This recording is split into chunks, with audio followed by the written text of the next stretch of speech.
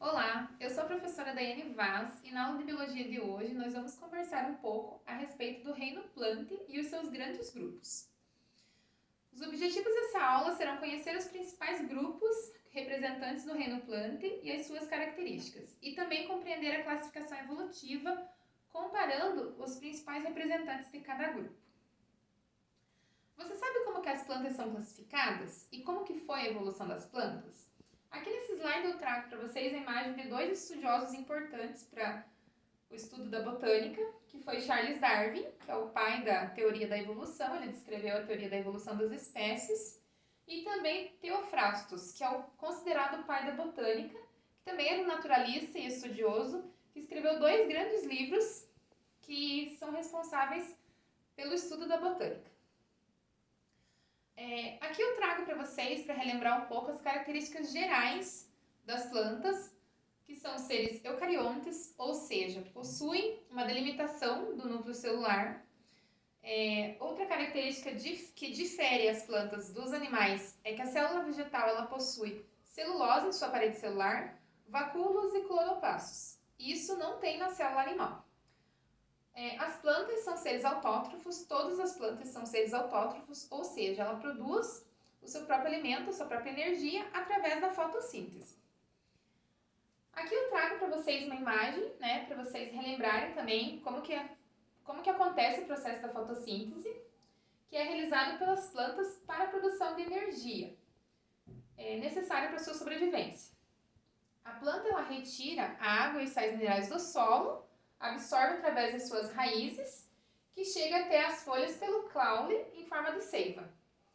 Ali vocês podem ver na imagem que a água e sais minerais são absorvidos do solo pela raiz, passam pelo caule, pelas folhas da planta, faz esse processo. Também participa desse processo da fotossíntese a luz solar, e a planta também absorve gás carbônico do ar e emite oxigênio. Esse é um processo muito importante para todos os seres vivos, porque a maioria dos seres vivos utiliza oxigênio para sobreviver. Bom, vamos aos grandes grupos vegetais da aula de hoje. São divididos em briófitas, pteridófitas, gimnospermas e angiospermas. Os nomes assustam um pouco, mas é só mais uma questão de nomenclatura. Vocês vão ver que conversando a respeito de cada um, é muito fácil de entender como cada um evoluiu e as suas características. As briófitas são os seres menos evoluídos dentro das plantas. São representadas pelos musgos, como vocês podem ver na imagem. São seres avasculares, são de pequeno porte, habitam em locais úmidos, porque elas necessitam muito da água para se reproduzir, mas elas não possuem nem sementes, nem flores ou frutos. Também não apresentam xilema e floema, que são os vasos condutores da seiva através da planta. E elas são autótrofos, como todas as plantas. O fato de elas não apresentarem sementes, flores, frutos e nem o xilema e floema caracteriza elas serem tão pequenininhas, Elas não conseguem desenvolver um tamanho maior por causa dessas características. O próximo grupo são as pteridófitas, Já evoluíram um pouquinho das briófitas porque elas se tornaram seres vasculares, apresentam um pequeno e médio porte, habitam em locais úmidos, também são autótrofas, possuem raiz, folhas e caule, que também é outra característica que difere elas das briófitas, que elas são mais evoluídas, mas elas ainda dependem da água para se reproduzir. Ali na imagem vocês podem ver o exemplo da samambaia, que é um representante desse grupo, e aqui a gente tem as raízes, a rizoma, o báculo é como se fosse um bebê da samambaia, é uma samambaia ainda em desenvolvimento. Na folha você pode ver as bolinhas vermelhas, são os esporófitos, que são responsáveis pela reprodução. O próximo grupo que temos são as gimnospermas. As gimnospermas também já são seres vasculares, apresentam médio e grande porte, possuem sementes, embora que nuas, ou seja, não possuem um fruto envolvendo essa semente, não dependem mais da água para a reprodução e elas possuem folhas modificadas. Essas folhas modificadas servem para auxiliar na reprodução da planta. Ali vocês podem ver os nossos exemplos, que é o pinheiro, a araucária, cedro e as sequoias, que são aquelas árvores gigantes.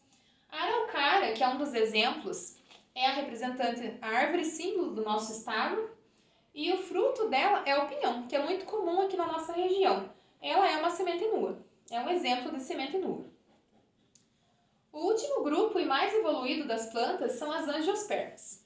São seres vasculares, apresentam grande e médio porte, possuem semente, fruto e flor. É a mais evoluída das plantas, como eu já disse.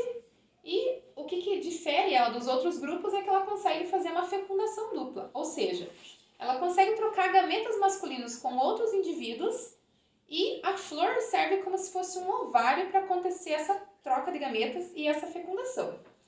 Ela não precisa mais da água para se reproduzir e são encontradas em diferentes ambientes. Na imagem vocês podem ver um esqueminha básico das angiospermas, né? Elas possuem raiz, caule, flor, fruto e folha. O fato delas possuírem a flor e o fruto, né, principalmente a flor, auxilia muito na diversificação genética das espécies de angiospermas, porque elas realizam essa troca de gametas. Então auxilia muito na evolução e na diversificação genética dessas espécies. Aqui eu trago também um esquema evolutivo para a gente comparar, né, uma linha de evolução desses grupos, que descende de uma alga verde ancestral. A partir do surgimento de um embrião multicelular, nós temos as briófitas, representadas pelos musgos. Depois, um marco na evolução seria o surgimento das folhas e caule, que é uma característica que as pteridófitas já apresentam, representadas pelas samambaias. Outro marco evolutivo das plantas seria o surgimento de sementes, que daí seria uma característica das gimnospermas, representadas pelos pinheiros, araucárias, sequoias, ciprestes. E a última característica evolutiva delas que a gente pode comentar aqui seria o surgimento de flores e frutos, que é uma característica das angiospermas, que nós temos diversos representantes. Palmeiras, bambu, milho, laranjeira, macieira, diversas árvores que todo mundo conhece. Um dado importante que eu trago para vocês é que, embora as algas façam parte do esquema evolutivo das plantas, elas não são consideradas plantas. Até um certo ponto foram consideradas, mas elas agora estão agrupadas no reino dos protistas, porque elas não apresentam tecidos especializados e embrião. Embora elas ainda consigam realizar fotossíntese, sendo seres unicelulares ou pluricelulares, elas não são mais agrupadas no grupo das plantas por essas duas características, não possuírem tecidos especializados e nem embrião.